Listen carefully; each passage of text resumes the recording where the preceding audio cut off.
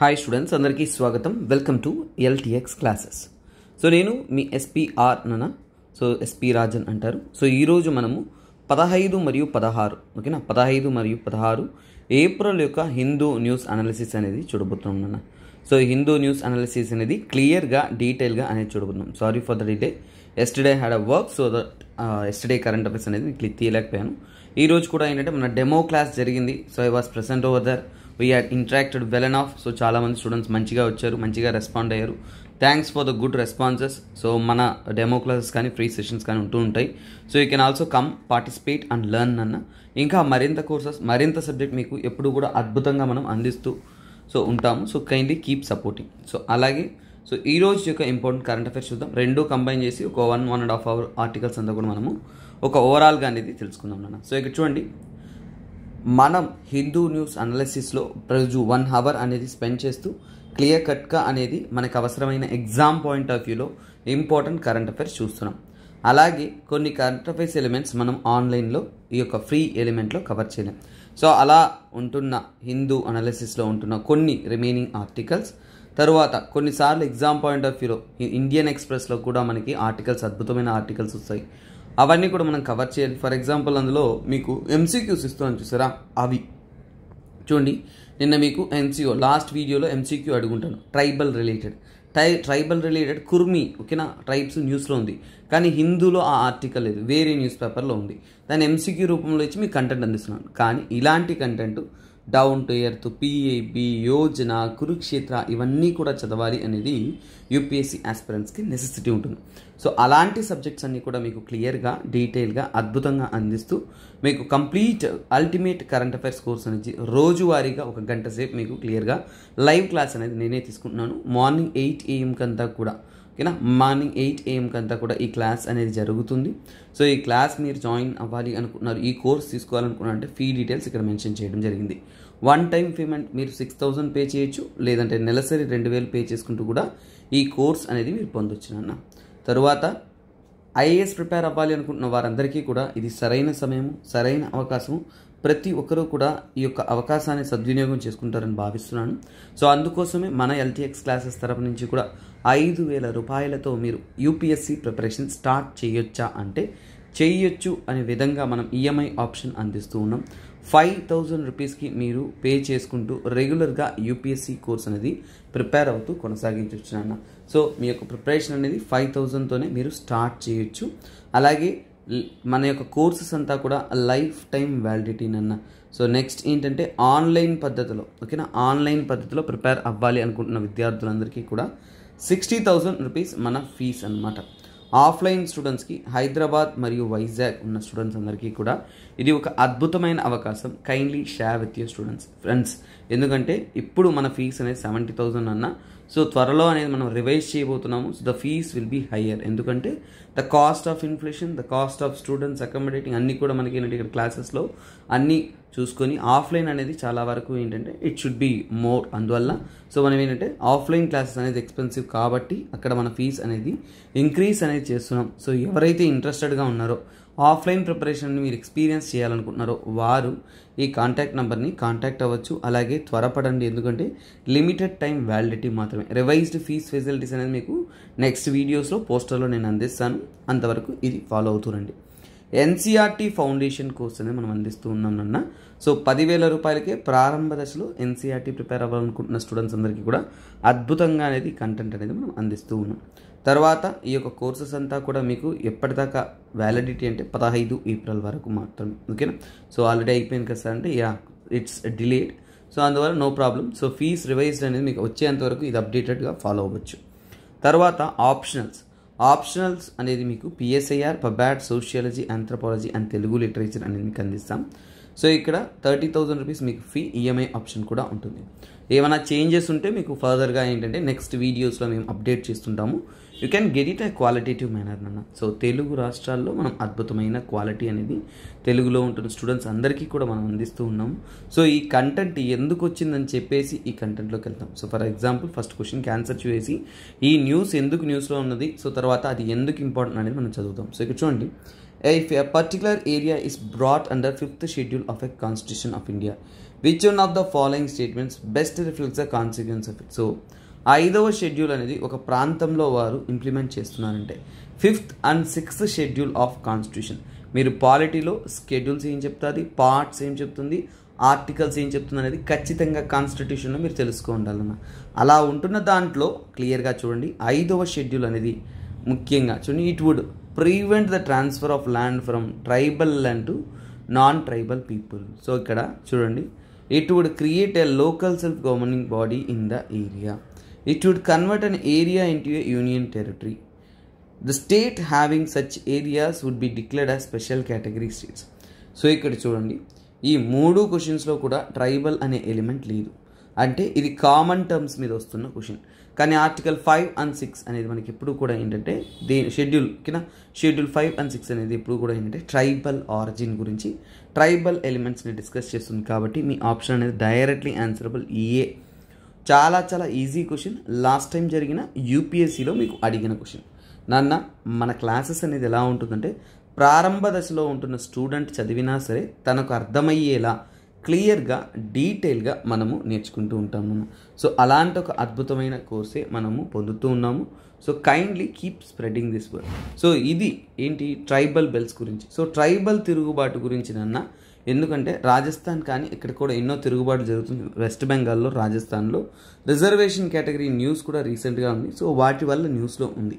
So అది ఏంటి, ఏ tribes అనేది మీరు తెలుసుకుంటారు. సో ఈ కరెంట్ అఫైర్స్ అనేది ఏంటంటేనన్నా, this speaks about Kurmis. So ఎవరి గురించి మాట్లాడుతుంది, కుర్మీస్. అసలు ఈ కుర్మీస్ ఎవరు, ఓకేనా. సో ఈ ఎంసీక్యూ క్వశ్చన్ అనేది ఎందుకంటేనన్నా ట్రైబల్, ఓకేనా, ట్రైబల్ గురించి, ట్రైబల్ రిలేటెడ్ క్వశ్చన్. సో ఈ యొక్క కుర్మీస్ అనేవారు యాక్చువల్గా దే ఆర్ ఓబీసీ అన్న. వారెవరు, ఓబీసీ నుంచి కూడా, OBC to ST category. So OBC నుంచి కూడా ఎస్టీ కేటగిరీ అడుగుతున్న ఒక పీపుల్, అంటే ఒక క్లాన్ ఆఫ్ పీపుల్, ఒక కమ్యూనిటీ అన్నమాట. సో ఇది వాళ్ళేంటి జనరల్గా ఓబీసీలో ఇవ్వడం జరిగింది. అలాగే వారిని ఎస్టీ కేటగిరీగా అనేది అడుగుతున్నారు. వీరి యొక్క భాష, ఓకేనా, వీరి యొక్క భాష వచ్చేసి కుర్మాలి. ఏంటది, కుర్మాలి. కుర్మాలి లాంగ్వేజ్ అనమాట. ఈ కుర్మాలి లాంగ్వేజ్ ఏదైతే ఉందో వారి యొక్క భాష, అది 8వ షెడ్యూల్లో, 8th షెడ్యూల్లో అనేది ఇవ్వడం అనేది జరిగింది. 8th షెడ్యూల్ ఆఫ్ కాన్స్టిట్యూషన్ అన్నమాట. సో ఇది జనరల్గా ఏంటంటే ఒక బ్రీఫ్ ఇంటర్వ్యూ ఆఫ్ కుర్మీస్. అసలు కుర్మీస్ అంటే ఏంటి, వారు ఎందుకు ఈ యొక్క ఓబీసీ స్టేటస్ నుంచి ఎస్టీ అడుగుతున్నారు, ఇది సమస్య. సో ఇలా మనకి కొన్నిసార్లు నన్న ఇలాంటి కరెంట్ అఫైర్స్ అనేది ఇతర న్యూస్, ఇది హిందూలో రాలేదు, వస్తుంది, రాకుండా పోదు. అంటే ఫ్యూచర్ టర్మ్స్లో కానీ పాస్ట్ టర్మ్స్లో కానీ ఎప్పుడన్నా వస్తుంది. కానీ ఎగ్జామ్ పాయింట్ ఆఫ్ వ్యూలో ఇలా కొన్ని న్యూస్ ఆర్టికల్స్ మిస్ అయిపోతుంది. కాబట్టి కాంప్రహెన్సివ్గా మనం కరెంట్ అఫైర్స్ అనేది మనము చూస్తున్నాం నాన్న, అల్టిమేట్ కరెంట్ అఫైర్స్. సో ఇక్కడ కుర్మీస్ వారి గురించి తెలుసుకుందాం. సో కొద్దిగా విషయాన్ని తెలుసుకుందామంటే యాక్చువల్గా ఏంటంటేనన్నా, వీరంతా కూడా ఏంటంటేనన్నా, సో ఎస్టీ కేటగిరీస్గా, ఓకేనా, ఎస్టీస్గా అనేది 1931 సెన్సస్లో నిర్ణయించుకున్నారు. సో చూడండి, 1931 సెన్సస్ ఏదైతే ఉంటుందో సో దాంట్లో వారిని ఎస్టీస్గా అనేది చెప్పడం జరిగింది. అలాగే వీరిని ఎక్స్క్లూడెడ్. సో ఎక్స్క్లూడెడ్ అంటే ఏంటి, రిమూవ్ చేసేసారు. Excluded as ST. So ST లిస్ట్లో నుంచి, ఓకేనా, ఎస్టీ లిస్ట్లో నుంచి ఇక వీళ్ళు లేరు, ఎస్టీస్ కాదు అనేది 1950 ఆ టైంలో జరిగిన ఒక చట్టం, షెడ్యూల్ ట్రైబ్స్ కోసం ఒక యాక్ట్ అనేది ఫామ్ చేస్తారు కాన్స్టిట్యూషనల్గా. సో ఆ యాక్ట్ ఫామ్ చేస్తూ ఏంటంటే ఎస్టీ లిస్ట్ తయారు చేశారు మన గవర్నమెంట్. సో చూడండి, ఎస్టీగా ఎప్పుడు కలిపారు, 1931లో బ్రిటిష్ కాలంలో కలిపారు. 1950లో ఏమయ్యారు, వీటిని ఏంటంటేనన్నా ఇక నుంచి వీరు ఎస్టీ కాదు అనేది చెప్పారు. తర్వాత ఏంటంటేనన్నా, సో వీటిని ఈ యొక్క కమ్యూనిటీ వారిని ఏంటంటే ఓబీసీ కేటగిరీలో వాళ్ళని ప్లేస్ చేశారు, ఓబీసీ కేటగిరీ. సో అందువలన ఏంటంటే వాళ్ళని ఓబీసీగా అనేది కన్సిడర్ అనేది చేస్తూ ఉండేవాళ్ళు. సో ఇది వీరి యొక్క సిచ్యువేషన్స్. కాకపోతే ఏంటంటేనన్నా, ఇది కొంతమంది, ఫర్ ఎగ్జాంపుల్ ఏంటంటే జార్ఖండ్ గవర్నమెంట్ కూడా ఏంటంటే వీరిని ఓబీసీ కన్నా కానీ ఎస్టీ కేటగిరీలో యాడ్ చేయండి అనేది చెబుతున్నారు. సో అలాగే లేదు అనేది కొన్ని రికమెండేషన్స్ ఏంటంటే మనకి tribal research institute. So tribal research institute అనేది వర్క్ చేస్తుంది. ఆ ట్రైబల్ రీసెర్చ్ ఇన్స్టిట్యూట్ వర్క్ చేసిన తర్వాత వాళ్ళు స్టడీ చేస్తారు కొన్ని, ఫర్ ఎగ్జాంపుల్ ఏది మనము ట్రైబల్స్ అంటాము, ఏ కేటగిరీలో మనం ట్రైబల్స్ అంటాము అనే విషయాలను వారు స్టడీ చేస్తారు. అలా స్టడీ చేసిన ఇన్స్టిట్యూట్ TRI ఏం చెప్పింది అంటే వారికి ఏంటంటేనన్నా యాక్చువల్గా కుర్మీస్ అనేవారు, ఓకేనా. సో కుర్మీస్ అనేవారు ఏంటంటేనన్నా, కుర్మీస్ అని చూస్తాం కదా, వీరు ఏంటంటేనన్నా ఈ యొక్క కమ్యూనిటీ ప్రజలు అనేది ఏంటంటే కున్బీస్కి చెందిన వాళ్ళు, కున్బీస్ అంటారు. సో ఈ కున్బీస్ యొక్క సబ్ క్యాస్ట్ అనేది చెప్తున్నారు. కున్బీస్ అనే వారి యొక్క సబ్ క్యాస్ట్. సో వారు నాన్ ట్రైబల్స్, అంటే వారు ఈ యొక్క కొండజాతి ప్రజలు కాదు, ట్రైబల్స్ కాదు అనేది క్లియర్గా చెప్తారు. సో అది సరే కాదు అని చెప్పేశారు కదా, అందువల్ల ఎస్టీ కేటగిరీలో యాడ్ చేయమనేది వాళ్ళు రిమూవ్ అనేది చేసేసారు. సో ఇది ఇలా పోతూ ఉండగా మన ఇండియాలో చూడండి 2011 సెన్సస్ ప్రకారం అసలు మన ఇండియాలో ఎస్టీ పాపులేషన్ ఎంత, ఓకేనా, మన ఇండియాలో ఎస్టీ పాపులేషన్ ఎంతమంది జనాలు ఉన్నారు, ఎస్టీ పాపులేషన్ విషయం తీసుకున్నామంటే 5.8%, 5.8% ఎవరున్నారన్నా ఎస్టీ పాపులేషన్ ఉన్నారనేది మీకు చాలా చాలా చాలా ముఖ్యమైన విషయం, మీరు గుర్తుపెట్టుకోవాలి. సో ఇప్పుడు ఈ విషయం మీద మన యొక్క గవర్నమెంట్ అనేది స్టడీ చేసి ఇవన్నీ కూడా ఇస్తుంది. సో అలాగే అసలు కుర్మీస్ ఎవరు, అసలు కుర్మీస్ హూ అనే విషయానికి మనం వచ్చామంటే కుర్మీస్ అనే వాళ్ళు ఏంటంటేనన్నా land owning. So land owning అంటే వాళ్ళందరికీ కూడా ఎక్కువ మోతాదులో భూమి ఉంటుంది, అలాగే స్థలం పొందుంటారు. అలాగే వారు చేసే ల్యాండ్ ఓనింగ్ ఫార్మింగ్ అంటే వ్యవసాయం మీద ఆధారపడుతున్న కమ్యూనిటీ అన్నమాట. అంటే వారికి ఆస్తులు భూములు ఉంటాయి, అలాగే ఏంటంటే వ్యవసాయం మీద ఆధారపడి ఉంటారు. అలాగే వారి యొక్క స్టేటస్ అనేది, ఓకేనా, ఒక స్టేటస్ అనేది ఒక్కొక్క ప్రాంతానికి మారుతుంటుంది. వీరిని మనం ప్రోగ్రెసివ్ ఫార్మర్స్ అంటాం, ఓకేనా. సో ప్రోగ్రెసివ్ ఫార్మర్స్ అంటే చాలా వరకు వ్యవసాయ పద్ధతుల్లో అంటే ఆధునికమైన పద్ధతులు ఎన్నుకుంటూ చాలా అద్భుతమైన మ్యాక్సిమం బెనిఫిట్స్ అంటే గవర్నమెంట్ ద్వారా చూడండి, గవర్నమెంట్ ద్వారా వస్తున్న బెనిఫిట్స్, ఓకేనా, గవర్నమెంట్ బెనిఫిట్ స్కీమ్స్ ఏవైతే ఉన్నాయో వ్యవసాయ పరంగా అన్ని బెనిఫిట్స్ని అద్భుతంగా పొందిన ఒక ప్రజలు అనమాట, ఒక సెక్షన్ ఆఫ్ కమ్యూనిటీ. అలాగే ఏంటంటే వీళ్ళ యొక్క డిస్ట్రిబ్యూషన్ ఏ ప్రాంతాల్లో వీరు డిస్ట్రిబ్యూట్ అయి ఉంటారు. డిస్ట్రిబ్యూషన్ విషయానికి వచ్చారంటే వీరు ముఖ్యంగా ఏంటంటే ఇండియాలో నార్త్ ఇండియాలో ఎక్కువగా అనేది ఉంటారు. అందులో ముఖ్యంగా తీసుకున్నారంటే యూపీ, బీహార్, ఓకేనా, యూపీ, బీహార్, తర్వాత వెస్ట్ బెంగాల్, ఇప్పుడు తిరుగుబాటు వారు అక్కడే చేస్తున్నాను, తర్వాత ఒడిశా. సో ఇలా ఏంటంటే మ్యాక్సిమం ప్రాంతాల్లో డిస్ట్రిబ్యూట్ అయి ఉంటారు. మహారాష్ట్ర, ఒక్కొక్క ప్రాంతంలో ఏంటంటే వేరువేరుగా అనేది డిస్ట్రిబ్యూట్ అయి ఉంటారు. తర్వాత ఏంటంటేనన్నా ప్రస్తుతానికి ఏంటంటే వీరిని ఓబీసీగానే కన్సిడర్ చేస్తూ ఉన్నారు. తర్వాత ఏంటంటేనన్నా ఇక్కడ వీరి యొక్క ఓవరాల్గా తీసుకున్నారంటే ఫర్ ఎగ్జాంపుల్ ఏంటంటే వాళ్ళు ఏమడుగుతున్నారంటే మా భాష, ఓకేనా, మా భాష కానీ మా యొక్క లాంగ్వేజ్ని కానీ అలాగే మా ప్రవర్తన కూడా ఏంటంటే ఎస్టీ కేటగిరీలో ఇంక్లూడ్ చేయండి. ఇంకా ఏంటంటేనన్నా ఇంకా ఎక్కువ బెనిఫిట్స్ వస్తుంది కదా, గవర్నమెంట్ ఒక చట్టాలు తీసుకొస్తున్నప్పుడు ఇలాంటివి అంటే ఎస్టీ ఇలాంటి వాళ్ళకి రిజర్వేషను, ఫెసిలిటీసు, ఇంకా గవర్నమెంట్ యొక్క సపోర్ట్ కానీ ఎకనామిక్ సపోర్ట్ కానీ ఎక్కువగా ఇస్తున్నట్టు చెప్తున్నారు. సో అలాగే ఏంటంటేనన్నా వీళ్ళకు ఏంటంటేనన్నా సో కొత్త రకమైన రాతపూర్వకమైన అంటే ఫర్ ఎగ్జాంపుల్ కుర్మీ ఉన్నారు చూసారా, ఈ కుర్మీ ప్రజలు వారు రాసేది ఏంటంటేనన్నా రిటర్న్, ఓకేనా, రైటింగ్ లాంగ్వేజ్, ఓకేనా, రిటర్న్ అనేది అంటే కుడ్మీస్ అంటారు అనమాట, కుడ్మీస్ అనేది అంటారు, లేదంటే కుర్మీస్ అంటారు. సో దాన్ని కూడా ట్రైబల్ ప్రొటెక్షన్ మనం అందించాలి అనేది వారు చెబుతున్నారు. అలాగే వాళ్ళ యొక్క లాంగ్వేజ్, సో వారి యొక్క భాష, ఓకేనా, లాంగ్వేజ్ అనేది కుర్మాలి అంటారు. ఏమని కుర్మాలి, ఇది ఏందో సార్ నాకు అన్ని కుర్మాలి అనిపిస్తున్నాయి సార్ చెవికి అంటే వాస్తవమేనన్నా అలాగే ఉన్నాయి. సో ఈ కుర్మాలి భాష అనేది ఏంటంటేనన్నా చూడండి Indo Aryan language, so Indo Aryan language అంటారు. సో అలాగే ఏంటంటేనన్నా వీటికి ఏంటంటే కొద్దిగా బీహారీ టచ్ అంటే ఏంటంటే కుర్మాలి లాంగ్వేజ్ ఎలా ఉంటుందన్నా బీహారీ టచ్ అంటే బీహారీ యొక్క లాంగ్వేజెస్ ఏదైతే ఉంటుందో సో బీహారీ లాంగ్వేజ్ ఫ్యామిలీకి చెందింది. సో బీహారీ లాంగ్వేజ్ ఫ్యామిలీకి చెందింది, ఆ టచ్ అనేది ఉంటుంది. సో అలాగే ఏంటంటే సిమిలారిటీ ఆ ప్రాంతానికి ఒక మగధన్ ప్రాంతానికి చెందిన ఒక సిమిలారిటీ ఉంటుంది. అలాగే వారికంటూ సొంత స్క్రిప్ట్ ఉందనన్నా, ఆ స్క్రిప్ట్ ఏంటంటేనన్నా కుర్మీ కుడలి అంటారు, ఓకేనా, కుర్మీ కుడలి అంటారు. సో ఇది మనకి ఏంటంటేనన్నా వారి యొక్క లాంగ్వేజ్. ముఖ్యంగా ఏంటంటే ఇది ఏంటంటే దేవగిరి స్క్రిప్ట్, ఓకేనా, దేవనగిరి స్క్రిప్ట్ ఏదైతే ఉంటుందో దాని యొక్క మాడిఫికేషన్ ఈ స్క్రిప్ట్ అనమాట. సో ఆ విధంగా వీరి యొక్క ఇంపార్టెన్స్ అనేది ఉంటుంది. సో ఇది ఆ ప్రజలు ఎందుకు పోరాడుతున్నారు ఏంటి అనేది.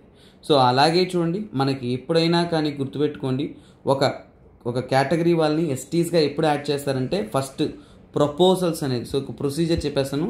ప్రపోజల్స్ అంటే ఏం చేస్తారంటున్నా ప్రపోజల్స్ వస్తుంది. ఆ ప్రపోజల్స్ అనేది ట్రైబల్ మినిస్ట్రీ మన సెంట్రల్ గవర్నమెంట్ దగ్గర ట్రైబల్ మినిస్ట్రీ దగ్గర పంపిస్తారు. సో ఆ ట్రైబల్ మినిస్ట్రీ అనేది దాన్ని పరిగణలో తీసుకునేసి ఏంటంటేనన్నా ఓవరాల్గా ఏంటంటే ఆఫీస్ ఆఫ్ రిజిస్టర్, ఓకేనా, office of register general of India, office of register general of ఇండియాకి వారు ఫార్వర్డ్ చేస్తారు. వారు దాన్ని మళ్ళీ ఏంటంటే national commission for schedule tribes, NCST అంటాము, national commission for schedule tribes, వారికి అందిస్తారు. సో వారు ఏంటంటే అన్నీ చెక్ చేసి సవరణలు చేసి తర్వాత ఏంటంటే క్యాబినెట్కి దాన్ని ఫార్వర్డ్ చేసి కొన్ని అమెండ్మెంట్ రూపంలో ఓకే మనం ఇంక్లూడ్ చేస్తాము అనే విధంగా అమెండ్మెంట్ తీసుకొస్తారు. అది ఏంటంటే కాన్స్టిట్యూషన్, ఓకేనా, కాన్స్టిట్యూషన్లో ముఖ్యంగా షెడ్యూల్ ట్రైబ్స్ యాక్ట్. సో ముఖ్యంగా ఏంటంటే షెడ్యూల్ ట్రైబ్స్ ఆర్డర్ 1900 అమెండ్మెంట్ అనేది 1950లో తెచ్చిన షెడ్యూల్ ట్రైబ్స్ ST ఆర్డర్ ఒకటి ఉంటుంది. ఆ ఆర్డర్ని మాడిఫై చేస్తే తర్వాత వారిని ST లిస్ట్లో యాడ్ చేయడం జరిగింది. ఊరికే ప్రపోజల్ చేసి వదిలేస్తే ఈజీగా ఒక కేటగిరీని, ఒక కమ్యూనిటీని STగా ఇవ్వాలంటే ఇంత ప్రొసీజర్. ప్రపోజల్ మినిస్ట్రీ నుంచి రిజిస్టర్ నుంచి నేషనల్ కమిషన్ ఫర్ ST, అక్కడి నుంచి మనకి చట్టం, ఓకేనా, అమెండ్మెంట్ 1950 ST ఆర్డర్లో తర్వాతనే అప్రూవ్ చేస్తారు. So this is such a long and beautiful procedure అన్న. సో ఇలా మనకేంటంటే ఒక చిన్న కరెంట్ అఫైర్స్, ఒక క్వశ్చన్. సో ఇప్పుడు ట్రైబల్ కమ్యూనిటీ గురించి మనం తెలుసుకున్నాం కాబట్టి సో ఇక్కడ 5th షెడ్యూల్లో ఉంటున్న ట్రైబల్ సంబంధమైన క్వశ్చన్ రెగ్యులర్గా వస్తుంది కాబట్టి ఇలాంటి క్వశ్చన్ ట్రైబల్ సంబంధితమైంది 2014, 15, 19, 20 ఇలా మనకి ఎవ్రీ ఇయర్ అనేది ఒక క్వశ్చన్ వస్తుంది కాబట్టి ట్రైబల్ రిలేటెడ్ కంటెంట్ వచ్చిన పాలిటీలో ట్రైబల్ ఎలిమెంట్స్ ఉన్న కొద్దిగా జాగ్రత్తగా క్లియర్గా డీటెయిల్గా చదవండి అని నా రిక్వెస్ట్, ఓకేనా. సో నెక్స్ట్ క్వశ్చన్ చూద్దాం. North east gets is first AIIMS sleeves of the project. So రీసెంట్గా చూసుకున్నారు అంటే PM మోడీ గారు inaugurated the super speciality hospital 3 medical colleges in Assam. So మొత్తానికి ఏంటంటే development becomes impossible when political dynasty, regionalism, corruption and instability starts to dominate. So మొత్తానికి ఏంటంటే north east ప్రాంతంలో మేము డెవలప్మెంట్ అనేది ప్రైమరీ ఎలిమెంట్గా పెట్టాము, ఇంకా అద్భుతంగా డెవలప్ చేస్తాం అనే విషయాన్ని గట్టిగా చెబుతూ సో మోడీ గవర్నమెంట్ అనేది ఇంట్రొడ్యూస్ దిస్ సిస్టమ్. సో ఇదే టాపిక్ని మీరు ఏ బ్యాంకింగో SSCకో వేరే దానికి చదివారనుకోండి, ఏం చదువుతారు, ఉన్న కంటెంట్ని చదువుతారు, ఎగ్జామ్ పాయింట్ ఆఫ్ వ్యూలో ఎండ్ చేస్తారు. కానీ ఈ ఆర్టికల్ నా దృష్టిలో కనిపించేది ఏంటంటేనన్నా, సో ఇక్కడ చూడండి నార్త్ ఈస్ట్ అనేది ఏంటి, చాలా వరకు ఏంటంటే మొట్టమొదటి ఎయిమ్స్ పొందింది అంటే ఇంతకాలం డెవలప్మెంట్ ల్యాకింగ్, అవునా కదా, అంటే ఇప్పుడు డెవలప్మెంట్ ప్రాజెక్ట్స్ ఎక్కువగా తీసుకొస్తున్నారు, నార్త్ ఈస్ట్ని మనం ఇంక్లూడ్ చేస్తున్నాం అంటే మెయిన్ స్ట్రీమ్లో ఇప్పుడు వస్తుంది. ఎయిమ్స్ అంటే ఏంటి, నార్త్ ఈస్ట్ అనేది ఇంటిగ్రేషన్ అనేది ల్యాకింగ్గా ఉంది. సో అందువలనే ఇది మెయిన్స్ లెవెల్ క్వశ్చన్, ఓకేనన్నా. సో ఇది మెయిన్స్ లెవెల్లో, సో అలాగే ఏంటంటే రీజనల్ డెవలప్మెంట్స్లో వాటిలో వస్తుంది. సో అలాగే ఏంటంటే GS పేపర్ 1లో జియోగ్రఫికల్ ఇంపార్టెన్స్లో వస్తుంది, తర్వాత ఇంటిగ్రేషన్స్ వాటిలో కూడా గవర్నెన్స్లో వస్తుంది, ఓకేనా. సో ఇలా 2 విషయాల్లో ఆర్టికల్ వస్తుంది కాబట్టి let us carefully read. So ఇది మెయిన్స్ లెవెల్గా చదవాల్సిన ఆర్టికల్. సో డెవలప్మెంట్ ప్రాజెక్ట్స్ ఇవన్నీ కూడా ఇప్పుడు నార్త్ ఈస్ట్లో చేస్తున్నారంటే మన ఇండియా అనేది ఇప్పుడు చూడండి మన అమిత్ షా గారు అరుణాచల్ ప్రదేశ్కి వెళ్ళారు. సో మొత్తానికి ఏంటి, సో క్లియర్గా ఏంటంటే నార్త్ ఈస్ట్ని ఇంక్లూడ్ చేసుకోవడానికి గవర్నమెంట్ ప్రయత్నం అనేది చేస్తుంది. సో ఇక్కడ integration, so integration of north east, so integration of north east మీద ఈ క్వశ్చన్ అన్న. సో నార్త్ ఈస్ట్ని మన ఇండియాలో భాగంగా మనం ఇంటిగ్రేట్ చేసుకోవాలి. So north east and integral part of India అలాంటి మెయిన్స్ లెవెల్ క్వశ్చన్స్ వస్తున్నప్పుడు నార్త్ ఈస్ట్ యొక్క ఇంపార్టెన్స్ చెబుతున్నప్పుడు ఇవి మనకి important. So first of all north east and India వీరి మధ్య ఉంటున్న యూనిక్ థింగ్ ఏంటి, అలాగే మన యొక్క ఫ్యాక్టర్స్ ఏంటి అనేది మనం తెలుసుకుందాం. సో ఇది మెయిన్స్ లెవెల్ అనాలిసిస్ సో ఆ విధంగా ఈ ఆర్టికల్ మీకు క్యారీ ఫార్వర్డ్ చేస్తాను.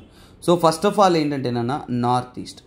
సో చూడండి నార్త్ ఈస్ట్ అనేది మనం ఏమంటామంటే ల్యాండ్ ఆఫ్ 7 సిస్టర్స్, ఓకేనా, ల్యాండ్ ఆఫ్ 7 సిస్టర్స్ అని చెప్తారు, ఓకేనా. ల్యాండ్ ఆఫ్ 7 సిస్టర్స్ అనేది 7 సిస్టర్ స్టేట్స్ అనేది ఉంటాయి అనేది చెప్తుంటారు. సో అలాగే ఏంటంటే సో ఇవి జియోగ్రఫికల్గాను పొలిటికల్గాను అలాగే ఏంటంటే మన దేశం నుంచి ఈ ప్రాంతం అనేది జియోగ్రఫికల్, పొలిటికల్, అడ్మినిస్ట్రేటివ్ అన్ని తరహాలో ఒక యూనిక్గా అనేది ఉంటుంది, సపరేట్గా అనేది ఉంటుంది.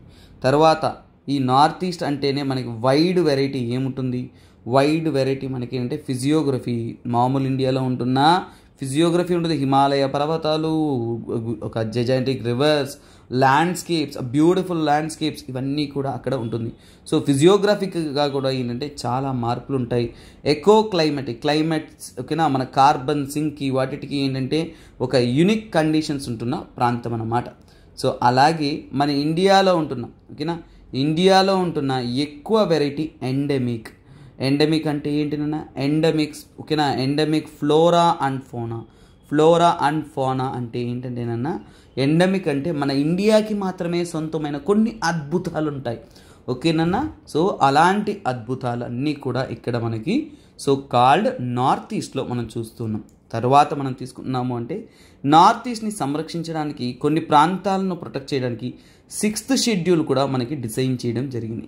6th షెడ్యూల్ అనేది ఇండియన్ కాన్స్టిట్యూషన్లో, సో ఇంతకుముందు మనము ట్రైబల్ చెప్పా కదా, 5th షెడ్యూల్ సంబంధితమైన క్వశ్చన్ చెప్పాను కదా, ఇప్పుడు ఇది 6వ షెడ్యూల్. సో ఇక్కడ చూడండి 6th షెడ్యూల్లో ఇండియన్ కాన్స్టిట్యూషన్లో, సో ఇండియన్ కాన్స్టిట్యూషన్లో దేని గురించి డీల్ చేస్తుంది ముఖ్యంగా ఏంటంటేనన్నా సో కొన్ని స్పెషల్ ప్రొవిజన్స్ అనేది ఇస్తున్నారు, ఓకేనా. సో స్పెషల్ కన్సిడరేషన్స్ అందులో ఏంటంటే ట్రైబల్ ఏరియాస్ని అడ్మినిస్ట్రేట్ చేయడానికి, సో వాటి కోసం అది ఏ ప్రాంతంలో అంటే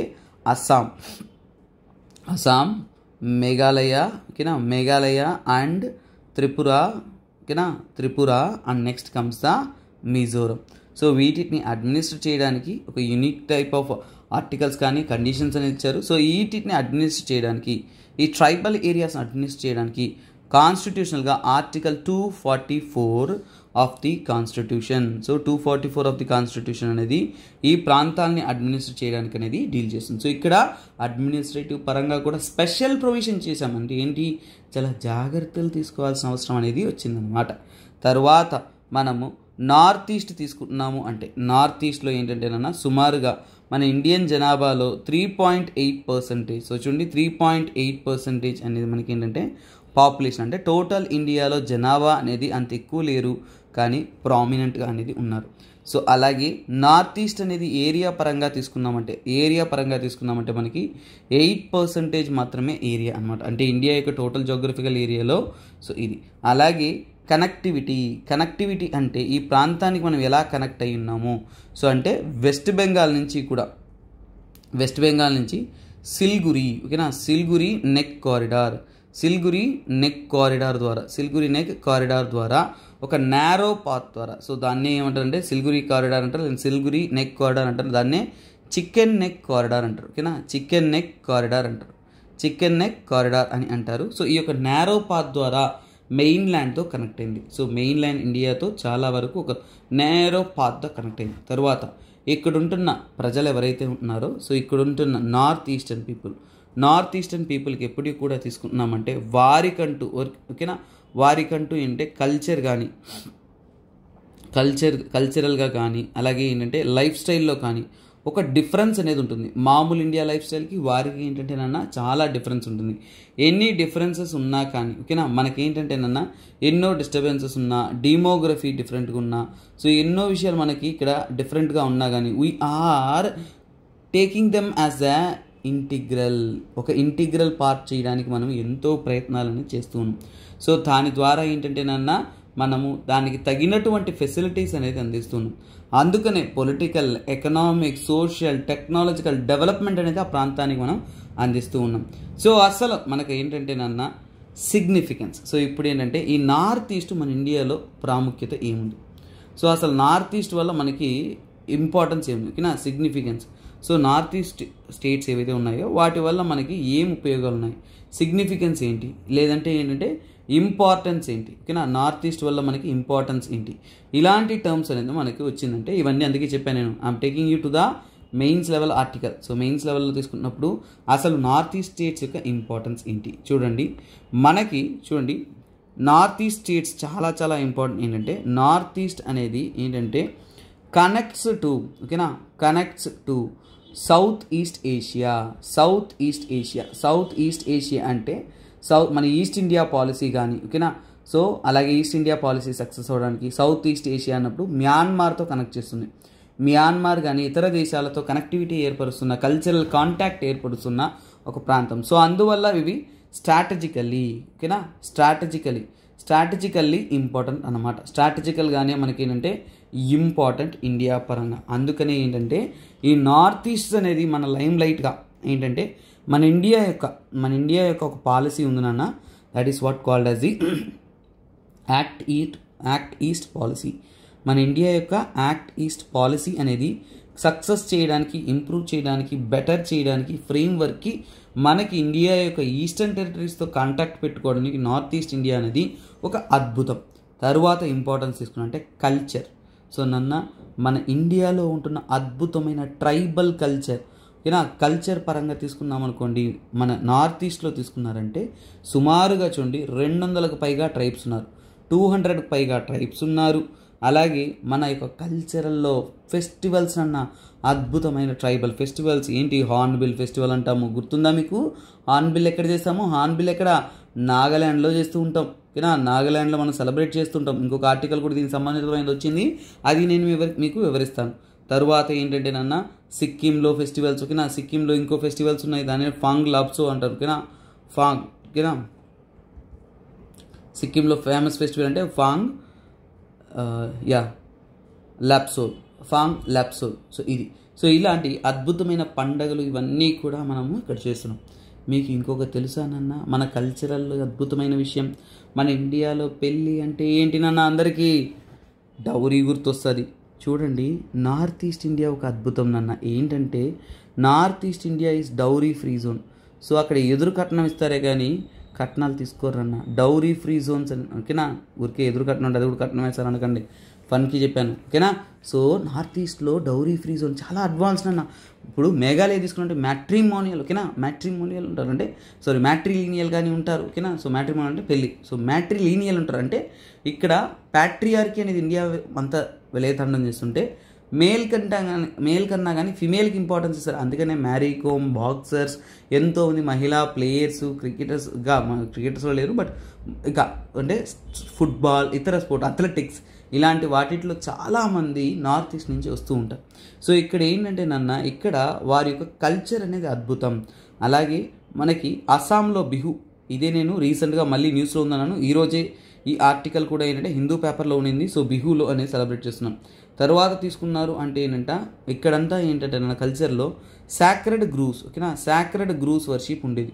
సాక్రెడ్ గ్రూవ్స్ అంటే చాలా వరకు అడవి ప్రాంతాలని ఎవరు కూడా దాన్ని మనం ఏంటంటే డిస్టర్బ్ చేయకూడదు, దేవుడితో సమానంగా పూజిస్తూ ఉంటారు. సో ఇలాంటివి మణిపూర్లో ఏంటంటే ఉమంగ్ లాయ్, ఓకేనా, ఉమంగ్ లాయ్ అంటారు. మణిపూర్లో దాన్ని ఉమంగ్ లాయ్ అంటారు. ఉమంగ్ లాయ్ అంటే ఏంటంటే సాక్రెడ్ గ్రూవ్స్ని వర్షిప్ చేయడం, అడవిలో కొంత భాగాన్ని చాలా భక్తితో వాటిని డిస్టర్బ్ చేయకుండా వాళ్ళు వర్షిప్ చేసుకోవడం. తర్వాత ఎకనామిక్గా వీరి యొక్క ఇంపార్టెన్స్, ఎకనామికల్గా, ఓకేనా. ఎకనామికల్గా తీసుకున్నామంటే చూడండి, TOT అంటాం. అంటే ఈ ప్రాంతంలో ఏంటంటే టీ కానీ, ఆయిల్ కానీ, తర్వాత టింబర్ కానీ, ఈ మూడు కూడా అద్భుతంగా అనేది ఇక్కడ లభిస్తుందన్నమాట. తర్వాత ఏంటంటే ఎకనామిక్ ఇంపార్టెన్స్ తీసుకున్నాం కాబట్టి hydro electric potential, hydro electricity, ఓకేనా. హైడ్రో ఎలక్ట్రిక్ అంటే ప్రవహిస్తున్న నదుల ద్వారా మనం తీయగలిగిన ఎలక్ట్రిసిటీనే మనం హైడ్రో ఎలక్ట్రిక్ అంటాం. సో ఈ హైడ్రో ఎలక్ట్రిక్ పవర్ పొటెన్షియల్ ఎక్కువ. పొటెన్షియల్ అంటే ఏంటి, వీటి నుంచి మీ ప్రాంతం నుంచి ఏంటంటే మనం చాలా వరకు కొండల ప్రాంతాల మధ్యలో నదులు ప్రవహిస్తున్నాయి కాబట్టి సో మనకి ఏంటంటే ఇవి చాలా ఇంపార్టెంట్.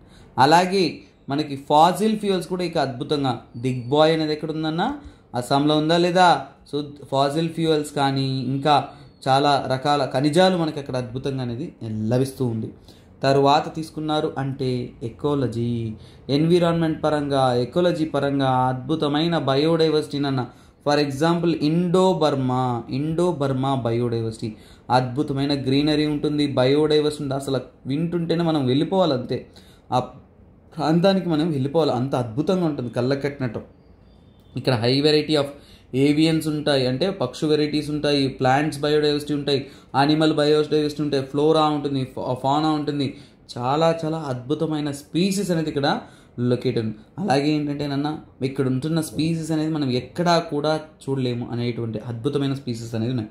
సో కొన్ని టర్మ్స్లో మెయిన్స్ లెవెల్లో దాని యొక్క ప్రాముఖ్యత చెప్పాను ఇప్పుడు సింపుల్ టర్మ్స్లో ఇంకో చిన్న విషయం చెప్తాను ఏంటంటే we can see the challenges. So ఇక్కడ చూసాం మనము, తర్వాత ఛాలెంజెస్లోకి వద్దాం.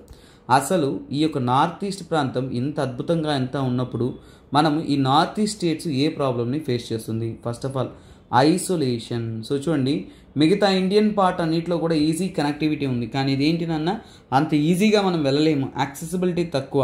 సో ఫిజికల్గా మనం ఒక లొకేషన్ని నార్త్ ఈస్ట్కి వెళ్ళాలంటే డిస్టెన్స్ కానీ ఇక్కడ ట్రావెలింగ్ కానీ కష్టం. తర్వాత ఏంటంటే మనకి ఎక్కువగా ఈ ప్రాంతంలో ఏంటంటే ఫ్లడ్స్, ఈ బ్రహ్మపుత్ర వల్ల వస్తున్న ఫ్లడ్స్, ల్యాండ్ స్లైడ్స్ ఓకేనా, కొండల ప్రాంతాల్లో ఉన్నాయి కాబట్టి ల్యాండ్ స్లైడ్స్ అనేది కామన్ ఇష్యూగా అనేది వారు ఫేస్ చేస్తూ ఉన్నారు. సో ఇంకా తీసుకున్నారు అంటే ఇక్కడ తగినటువంటి ఓకేనా నో ప్రాపర్ ఇన్ఫ్రాస్ట్రక్చర్. సో అందుకని ఇప్పుడు వచ్చింది ఎయిమ్స్ వాళ్ళకి ఓకేనా, అందుకే నో ప్రాపర్ ఇన్ఫ్రాస్ట్రక్చర్. సో అంటే వారికి కావాల్సిన కన్స్ట్రక్షన్ ఎబిలిటీస్, ఇన్ఫ్రాస్ట్రక్చర్స్ అవన్నీ ప్రాపర్గా అనేది అందుబాటులో లేదు. అందులో ఏంటంటే మీరు చెప్పే రోడ్ వేస్ కానీ, ఇన్ఫ్రాస్ట్రక్చర్ అంటే అన్నీ వస్తున్నా రోడ్ వేసు, వాటర్ వేసు, ఎనర్జీ, స్కూళ్ళు, కాలేజీలు అన్నీ తీసుకున్నా అంటే మెయిన్ ల్యాండ్ ఆఫ్ ఇండియాలో ఉంటున్నంత హాస్పిటల్స్ అన్నీ కూడా అక్కడ లేదనమాట. అంటే ప్రాపర్ ఇన్ఫ్రాస్ట్రక్చర్ లేదు, వాటిని డెవలప్ చేయాలి. అలాగే ఏంటంటే వెనకబడిన ట్రైబల్ బ్యాక్వర్డ్నెస్, ఇంకా చెప్పాలి అంటే ఏంటంటే చాలామంది ఎడ్యుకేషన్ లెవెల్ తక్కువగా ఉంది.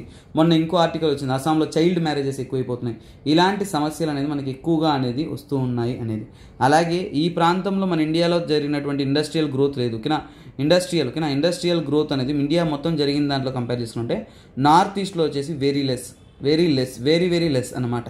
తర్వాత తీసుకున్నా అంటే ఇండిపెండెన్స్ తర్వాత మనకి ఏంటంటేనన్నా ఇండస్ట్రియల్ సెక్టర్ అనేది అన్ని చోట్ల బాగా వ్యాపింపచేసినా కానీ ఈ ప్రాంతాలకు అనేది వెళ్ళలేకపోయింది. అలాగే మనకి ఎకనామికల్గా కూడా మిగతా ప్రాంతాలు డెవలప్ అయినంత ఇది డెవలప్ కాలేదు. అంటే ఎకనామికల్ ఇంటిగ్రేషన్ అనేది ల్యాక్ అయింది. సో ఎకనామిక్ ఇంటిగ్రేషన్ అనేది తక్కువైపోయింది. అలాగే ఏంటంటే చాలామంది 200 పైగా ట్రైబల్స్ అన్నాను. ట్రైబల్స్ ఉంటున్నప్పుడు ఒక ట్రైబల్కి ఇంకో ట్రైబల్ కాన్ఫ్లిక్ట్స్ ఓకేనా, ట్రైబల్ మధ్య గొడవలు, వాళ్ళ మధ్య కాన్ఫ్లిక్ట్స్ ఇవన్నీ ఎక్కువ అవ్వడం వల్ల డెవలప్మెంట్స్ అనేది తీసుకోలేకపోయారు.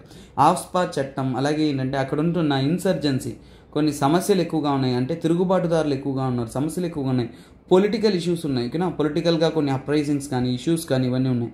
సో ఇలా తీసుకున్నారు అంటే నార్త్ ఈస్ట్ ఎంత అద్భుతంగా అందంగా ఉన్నా కానీ వాటిలో ఉంటున్న సమస్యలు అనేది చాలా ఎక్కువగా ఉందనేది ఇక్కడ మనకి అర్థమవుతుంది. సో ఇలాంటి వాటినన్నింటినీ ఓవర్కమ్ చేస్తూ ఇండియా అనేది ఒక అద్భుతంగా కొన్ని గవర్నమెంట్ స్కీమ్స్, డెవలప్మెంట్స్ అన్నింటినీ తీసుకొచ్చేసి మనము నార్త్ ఈస్ట్ ప్రాంతాలను ఇంటిగ్రేట్ చేయాలనేసి కొత్త తరహాలో స్కీమ్స్ ఇవన్నీ కూడా వస్తున్నాయి నాన్న. సో ఇక్కడ ఏంటంటే సార్ మీరు ఏదో ఆర్టికల్ నుంచి ఎక్కడికో వెళ్ళినట్టుంది సార్ అనిపిస్తుంది. కాకపోతే ఏంటంటే నాన్న ఇక్కడ చూడండి వాళ్ళు చెప్పిన ఆర్టికల్ ఎందుకు ఇది మెయిన్స్ అంటే ఇక్కడ చూడండి says development becomes impossible when politics of dynasty, regionalism, corruption and instability starts to dominate. So ఇక్కడ ఏంటంటే నాన్న ఇక్కడ మాట్లాడుతూ ఏం చెప్పారు, సో ఆ ప్రాంతంలో డెవలప్మెంట్ గురించి మాట్లాడుతున్నారు. కరప్షను, ప్రాంతీయవాదము, డైనాసిటీ పాలిటిక్స్ ఇవన్నీ రావడం వల్ల అక్కడ ఒక డెవలప్మెంట్ అనేది సరిగా లేదు. ఇక్కడ నుంచి మనం డెవలప్మెంట్ అందిస్తాము అనేది. సో ఈ ఆర్టికల్ మొత్తం బాగా చదివారంటే నార్త్ ఈస్ట్ని డెవలప్ చేయాలి, నార్త్ ఈస్ట్కి అద్భుతమైన క్వాలిటీ అందించాలి. సో ఎందుకు డెవలప్ చేయాలి అంటే మనం ఇంతసేపు డిస్కస్ చేసిందే ఆర్టికల్. సో నెక్స్ట్ క్వశ్చన్లోకి వెళ్దాం, మీకు అర్థం. So okay students, next article చూడండి. సో ఇక్కడ చూడండి drones to deliver life saving drugs అనమాట, చార్ధమ్ పిల్గ్రిమేజ్. సో ఇక్కడ చూడండి మీరు చార్ధమ్ నేను దీన్ని గవర్నెన్స్ ఆర్టికల్గా చెప్తున్నాను. కాకపోతే ఇది ఏంటంటే రెండు విధాలుగా, ఫస్ట్ డ్రోన్ పాలసీ అంటే ఏంటి, డ్రోన్ టెక్నాలజీ అంటే ఏంటి, దానికోసం గవర్నమెంట్ ఎలా పర్మిట్ ఇస్తుంది ఒకటి. రెండోది ఏంటంటే చార్ధమ్ అనేది మనం ఏంటంటే it will be A so called geography perspective అలా ఇంపార్టెంట్. సో ఈ రెండు విధాలు చదవచ్చు, కానీ నేను ఏంటంటే ఈ ఆర్టికల్ని మీకు గవర్నెన్స్ పరంగా చెప్తున్నాను. సో ఇక్కడ ఏంటంటే డ్రోన్స్ అనేది ఫర్ ఎగ్జాంపుల్ మన యొక్క డ్రోన్స్ అనేది యాక్చువల్గా ఏంటంటే లైఫ్ సేవింగ్, ప్రాణాంతకమైన ఓకేనా రోగాలను అడ్డుకునే డ్రగ్స్ ఏవైతే ఉన్నాయో, మెడిసిన్ ఏదైతే ఉంటుందో సో వాటిని ఎమర్జెన్సీ టైంలో ఎమర్జెన్సీగా తీసుకెళ్ళడానికి అన్నిటికీ కూడా చార్ధమ్ పిల్గ్రిమేజ్ సైట్స్లో అనేది వీరిని అప్రూవల్ అనేది చేశారు. ముఖ్యంగా ఏంటంటే నాన్న కేదార్నాథ్, బద్రీనాథ్, గంగోత్రి అండ్ యమునోత్రి ఈ ప్రాంతాలను కనెక్ట్ చేస్తూ గార్వాల్ హిల్స్లో ఉంటున్నది ఈ ప్రాంతం. అక్కడ మాత్రమే ఏంటంటే వీళ్ళు పర్మిషన్ అనేది ఇచ్చారు. సో ఎందుకంటే చాలా వరకు హెల్త్ రిస్క్ ఉన్న ఎమర్జెన్సీ మెడిసిన్స్ అనేది సరైన సమయంలో సకాలంలో ట్రావెల్ చేసి అందించడం వల్ల ఎన్నో ప్రాణాలు మనం కాపాడొచ్చు అనేది చెప్తున్నాను. సో ఈ డ్రోన్ టెక్నాలజీ, సో ఈ టాపిక్ దేని గురించి మీకు ఇప్పుడు, so it is about GS paper 2. Content అంతే ఉంటుందన్న, వాళ్ళు ఇచ్చిన కంటెంట్ని మనం చదువుకుంటూ పోవాలంటే మనకి ఎగ్జామ్ పాయింట్ ఆఫ్ వ్యూలో తీసుకెళ్ళాం. మనకి ఎగ్జామ్ పాయింట్ ఆఫ్ వ్యూలో తీసుకోవాలంటే ప్రతి టర్మ్ని మనం క్షుణ్ణంగా మనం అనలైజ్ చేయాలి. సో ఇది GS పేపర్ 2లో వస్తుంది. అలాగే ఏంటంటే నన్ను ముఖ్యంగా ఏంటంటే గవర్నమెంట్ యొక్క పాలసీస్లో ఇది వస్తుంది ఓకేనా, పాలసీస్ పరంగా. తర్వాత డ్రోన్స్ అనేది ఒక ఇంటర్నల్ సెక్యూరిటీ ఇష్యూనున్న GS పేపర్ 3లో ఏంటంటే ఎందుకు డ్రోన్స్ని విచ్చలవిడిగా అప్రూవల్ ఇవ్వట్లేదు అంటే అది ఒక సెక్యూరిటీ ఇష్యూ. సో అందువల్ల ఏంటంటే ఇది ఒక డిఫెన్స్ టెక్నాలజీ. డిఫెన్స్లో వాళ్ళు ఉత్పత్తి చేస్తున్న టెక్నాలజీ పరంగా ఉంటున్న ఒక విషయం. సో డిఫెన్స్ టెక్నాలజీ అనేది సో మల్టిపుల్ థింగ్స్లో మీకు వస్తుంది. ఫర్ ఎగ్జాంపుల్ ఏంటంటే జిఎస్ పేపర్ 3లో మనకి సైన్స్ అండ్ టెక్నాలజీలో వస్తుంది. తర్వాత ఇంటర్నల్ సెక్యూరిటీ ఇష్యూస్ ఏవైతే ఉన్నాయో వాటిలో కూడా ఈ టాపిక్ వస్తుంది. సో అందుకనే ఈ యొక్క టాపిక్ బ్రాడర్ ఎండ్ కాబట్టి ఆ పరంగా మనం అనలైజ్ చేస్తున్నాం. సో రీసెంట్గా కూడా ఏంటంటే డ్రోన్ టెక్నాలజీని మనం ఉపయోగించవచ్చు అనేది మినిస్ట్రీ ఆఫ్ సివిల్ ఏవియేషన్ అనేవారు కొన్ని సజెషన్స్ రూల్స్ అనేది ఇచ్చారు. సో అలాగే ఈ డ్రోన్ ఉపయోగంలో కొన్ని రూల్స్ అండ్ రెగ్యులేషన్స్ సవరణ చేసి బెనిఫిట్ కోసం కూడా అందించడం అనేది జరిగింది. సో సరే, అసలు డ్రోన్స్ అంటే ఏంటి? మన క్వశ్చన్ ఏంటంటే అసలు డ్రోన్స్ అంటే ఏంటి? ఈ మధ్య వీటి యొక్క ఉపయోగం అనేది పెరుగుతూ ఉంది. ఇంకా పూర్తిగా కూడా పర్మిషన్స్ కానీ అన్నీ రాలేదు, కానీ ఇంప్రూవ్ అయితే అవుతుంది. ఫస్ట్ ఆఫ్ ఆల్ డ్రోన్ అంటే ఏంటి? డ్రోన్ అంటే అన్మ్యాన్డ్ ఎయిర్ క్రాఫ్ట్, అంటే మనిషి లేకుండా, ఓకేనా. ఎయిర్ క్రాఫ్ట్ ఏంటన్నా, ఎయిర్ క్రాఫ్ట్ అంటే గాల్లో ఎగిరేది ఒకటి ఎయిర్ క్రాఫ్ట్ని. అన్మ్యాన్డ్ అంటే మనిషి ఎవరు ఉండరు కానీ మనం ఆపరేట్ చేస్తాం, ఓకేనా. Unmanned so called air craft, దాన్నే యూఏ అంటారు. సో దాన్నే మనం ఏమంటాం? డ్రోన్ అని అంటాం. చాలా వరకు ఒరిజినల్గా డ్రోన్స్ మన ఇండియాలో ఎలా డెవలప్ అయ్యాయంటే చూడండి, మిలిటరీ పరంగా, ఓకేనా. మిలిటరీ పరంగా మనకి ఉపయోగాలు ఉన్నాయి కాబట్టి డెవలప్ చేశారు. తర్వాత ఏరోస్పేస్ ఇండస్ట్రీ, ఓకేనా. సార్ డ్రోన్ అంటే డ్రోన్ కెమెరా ఉంది సార్, చిన్న చిన్నవి అవి కాదు నాన్న. డ్రోన్ అది ఇంకా లార్జ్ స్కేల్లో హెవియర్ ఎలిమెంట్స్ని వాటిని క్యారీ చేయగలిగిన పొటెన్షియాలిటీతో వారు డెవలప్ చేస్తారనమాట. సో అలాగే ఇది మెయిన్ స్ట్రీమ్లో ఎన్నో ఉపయోగాలు, ఫర్ ఎగ్జాంపుల్ అంటే ఎన్నో మంచి పనులకు ఉపయోగించుకోవచ్చు అనేది వాస్తవం. సో అలాగే ఎంత మాత్రం మనము పర్మిషన్ ఇవ్వచ్చు, ఎంత మాత్రం మనం అటానమీ కలిగించవచ్చు అనేది మనం తెలుసుకోవాలి. సో ఇక్కడ ఏంటంటే autonomy should be restricted, autonomy levels, ఓకేనా. అటానమీ అంటే ఏంటి? అటానమీ లెవెల్స్ అంటే ఏంటి? మనము ఎంత మాత్రం వారికి స్వతంత్రంగా ఎవరైనా కానీ డ్రోన్స్ ఉపయోగించుకోవచ్చు అనే దాని గురించి ఇక్కడ స్టడీ చేస్తున్నాం. సో ఇక్కడ డ్రోన్స్ యొక్క ఉపయోగాలు ఏంటి, ఓకేనా. యూసెస్. డ్రోన్స్ యొక్క ఉపయోగాల విషయానికి తీసుకున్నాము అంటే మిలిటరీ పర్పస్ అన్నప్పుడే మనకు అర్థమైపోతుంది డిఫెన్స్ పరంగా చాలా చాలా చాలా ఇంపార్టెంట్. డిఫెన్స్ పరంగా ఏంటంటే చూడండి, అటాకింగ్కి మనం ఉపయోగించుకోవచ్చు, ఓకేనా. అటాకింగ్కి అంటే టెర్రరిస్ట్ అక్కడ ఉన్నారు, వారిని టార్గెట్ చేయాలి, అటాక్ చేయాలంటే మనిషి పోయి అటాక్ చేయడంలో సేఫ్టీ లేదు. దానికన్నా ఒక యంత్రాన్ని పంపించవచ్చు కదా, అది ఎగురుకుంటూ పోవచ్చు కదా. సో అదే మన యొక్క డ్రోన్ అనమాట. సో డ్రోన్ అనేది డిఫెన్స్ వారికి ముఖ్యంగా అటాకింగ్కి, అలాగే ఏంటంటే కొన్ని సెక్లూడెడ్ స్పాట్స్ని, ఓకేనా. సో ఫర్ ఎగ్జాంపుల్ అంటే ఇంపార్టెంట్ స్పేసెస్ని డిటెక్ట్ చేయడానికి, తర్వాత ఎన్నో కంబాట్ ఆపరేషన్స్కి, ఓకేనా. కంబాట్ ఆపరేషన్స్కి మనకేంటంటే ఒక డిజిటల్ ఇమేజెస్, ఓకేనా. డిజిటల్ ఇమేజెస్ కానీ ఆ డిజిటల్ ఫుట్ ప్రింట్ అనేది వీరు కలిగిస్తారు. సో అలాగే ఏంటంటే కమ్యూనికేషన్స్, ఓకేనా. ఒక ప్రాంతం నుంచి ఇంకో ప్రాంతానికి కమ్యూనికేట్ చేయడానికి, ఓకేనా. కమ్యూనికేషన్స్ త్వరగా పొందడానికి, అలాగే ఏంటంటే ఫర్ ఎగ్జాంపుల్ అంటే కొన్ని రిమోట్ ఏరియాస్ అంటే మారుమూల ప్రాంతాలు ఏ యొక్క ఫెసిలిటీ ఉండదు, అలాంటి ప్రాంతాలని కమ్యూనికేట్ చేయడానికి మనకి ఇది ఉపయోగపడుతుంది. తర్వాత ఏంటంటే సో ఇది మనకి హెల్త్ కేర్కి కూడా ఉపయోగపడుతుంది, ఓకేనా. హెల్త్ కేర్, సో అదే ఇప్పుడున్న కరెంట్ అఫైర్స్. అంటే హెల్త్ కేర్కి ఏంటంటే డెలివరీ, ఓకేనా. డెలివరీ ఆఫ్ సో కాల్, ఇది ఒక ఉపయోగం మాత్రమే, డెలివరీ ఆఫ్ డ్రగ్స్ అన్నమాట, ఓకేనా. So delivery of drugs very very rare, అంటే ఒక ముఖ్యమైన ప్రాంతాలకి. అలాగే చూడండి, సో అలాంటి చాలా సెన్సిటివ్ ప్రాంతాలకి వెరీ ఇంపార్టెంట్ మెడిసిన్ని వెంటనే డెలివరీ చేయగలిగిన కెపాసిటీ, మనిషి వెళ్ళేదానికన్నా కానీ త్వరగా వెళ్ళగలదు, మనకి డెలివరీ చేయగలదు. తర్వాత తీసుకున్నారంటే అగ్రికల్చర్. వీటికి అగ్రికల్చర్లో ఉపయోగం ఉందా సార్? వ్యవసాయంలో ఏం చేస్తారంటే ముఖ్యంగా మైక్రో న్యూట్రియంట్స్, ఓకేనా. మైక్రో న్యూట్రియంట్స్ కానీ ఈ స్ప్రేయింగ్ కానీ అవన్నీ చేయడానికి కూడా ఏంటంటే ఈ డ్రోన్స్ అనేది ఈ మధ్య ఉపయోగిస్తూ ఉన్నారు. చాలా వరకు ఏంటంటే అగ్రికల్చర్లో సర్వేలు చేయడానికి, ఓకేనా. సర్వేస్ చేయడానికి ఫార్మర్స్కి అనేది చాలా వరకు ఉపయోగపడుతూ ఉన్నాయి. సో హ్యూజ్ ల్యాండ్స్ అన్నిటిని కూడా కలెక్ట్ చేయడానికి మనకి ఉంటున్నాయి. సో అది ఈ యొక్క ఇంపార్టెన్స్ అనమాట. సరే, గవర్నమెంట్ తరం నుంచి కూడా ఈ యొక్క డ్రోన్స్ని ఎలా ఉపయోగిస్తున్నారు, గవర్నమెంట్ తరం నుంచి కూడా చూసుకున్నారంటే సో ఒక స్కీమ్ ఉంది, దాని పేరంటే స్వామిత. సో చూడండి, స్వామిత స్కీమ్, ఓకేనా. స్వామిత స్కీమ్ అనేది గవర్నమెంట్ ద్వారా లాంచ్ చేశారన్న. దీని ద్వారా ఏంటంటే సో ఓవరాల్గా ఏంటంటే ప్రజల యొక్క, ఓకేనా, సర్వేస్, ఓకేనా. సో ప్రజల యొక్క సర్వే, ల్యాండ్ సర్వే చేసి వారికి పట్టాలు ఇవ్వడానికి, ఒక భూములను మ్యాపింగ్ చేయడానికి, సర్వే చేయడానికి, వాటికి ఏంటంటే ఈ యొక్క డ్రోన్స్ అనేది అద్భుతమైన రోల్ అనేది ప్లే చేస్తుంది. ఈ స్వామిత స్కీమ్స్లో కూడా ఏంటంటే గ్రామాలకు పట్టాలు ఇవ్వడానికి, అంటే ఏంటంటే ప్రాపర్టీ కార్డ్స్ ఇవ్వడానికి, ఓకేనా. ప్రాపర్టీ కార్డ్స్ ఇవ్వడానికి మనం వెళ్ళి సర్వే చేయడానికన్నా కానీ ఈ డ్రోన్ సర్వే అనేది అద్భుతంగా క్లియర్గా డీటెయిల్గా అనేది స్టడీ చేస్తుంది. ఇది మాత్రమే దీని యొక్క ఉపయోగమనన్నా లేదు. చాలా వరకు ఏంటంటే ట్రాకింగ్ కోసం, ట్రాకింగ్ అంటే కొన్నిసార్లు ఏంటంటే సో థెఫ్ట్ కానీ ఇన్స్పెక్షన్స్ కానీ ఎన్నో విషయాలు ప్లాన్ చేయడానికి మేనేజ్మెంట్ చేయడానికి అలాంటి ట్రాకింగ్ అన్నింటిలో కూడా ఇది ఉపయోగపడుతుంది. తర్వాత ఏంటంటేనన్నా మానిటరింగ్ అన్నప్పుడు ఏంటంటే వైల్డ్ లైఫ్, ఓకేనా. సో కొన్నిసార్లు వైల్డ్ లైఫ్ని కాపాడుకోవడానికి, ఓకేనా, వైల్డ్ లైఫ్ని మానిటర్ చేయడానికి యాంటీ పోచింగ్ అంటే కొన్ని జంతువులను వేటాడుతూ ఉంటారు కదా, అలాంటివి వేటాడకుండా జాగ్రత్తగా సర్వేలెన్స్ చేయడానికి వాటన్నిటికీ కూడా ఇది అద్భుతం అన్నమాట. సో ఇన్ని ఉపయోగాలు, ఇంకా మరిన్ని ఎన్నో ఉపయోగాలు నేను కొన్ని చెప్పాను. మెయిన్స్ లెవెల్లో రాస్తున్నప్పుడు you need to think more detail అన్న, ఇంకా ఎన్నో ఉపయోగాలు అనేది ఉంటుంది. సరే, ఏ టాపిక్ చదివినా కానీ వాటికి సమస్య లేకుండా ఉండదు, అలాంటి ఇష్యూస్ అనేది ఉంటాయి. సో ఇష్యూస్ ఏంటి, ఇష్యూస్ విషయానికి వచ్చారు అంటే అసలు సమస్యలు ఏంటి అనేది మనం తీసుకుంటున్నాం. సో ఇక్కడ చూడండి, ఒకవేళ డ్రోన్ని ఈజీగా అప్రూవ్ చేసామనుకోండి, అందరూ ఏంటి ఈజీగా యాక్సెసిబిలిటీ ఉంటుందా? డ్రోన్స్ అనేది సెక్యూరిటీ థ్రెట్స్. చూడండి, సెక్యూరిటీ థ్రెట్స్. సో ఇప్పుడు మనిషి పోలేడు, ఒక యంత్రం పనిచేస్తుందంటే ఎలాగైతే మనకి గవర్నమెంట్కి ఉపయోగపడుతుందో అదే విధంగా యాంటీ సోషల్ ఎలిమెంట్, సమాజంలో కొందరు ఎవరైతే నెగిటివిటీ స్ప్రెడ్ చేస్తుంటారో సో వారికి ఇది కూడా ఉపయోగపడుతుంది.